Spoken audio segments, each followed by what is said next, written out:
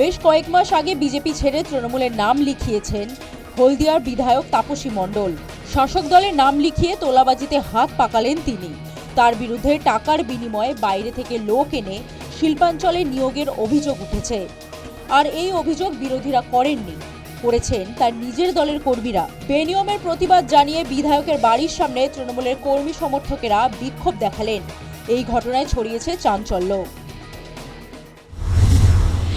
এর আগেও আমরা বলেছি এবং আজকে তার জলজ্যান্ত প্রমাণ তার বাড়ির সামনেই।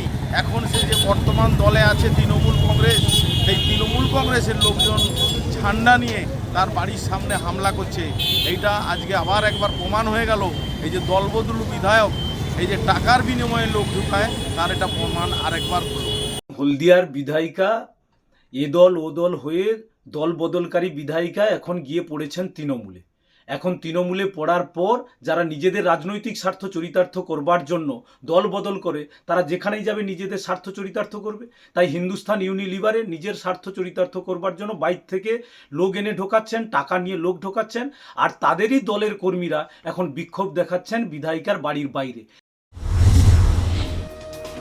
কয়েকদিন আগে জয়নগরের তৃণমূল বিধায়কের বিরুদ্ধে বেনিয়মের অভিযোগ করে দলীয় কর্মী সমর্থকেরা দিয়েছিল পোস্টার।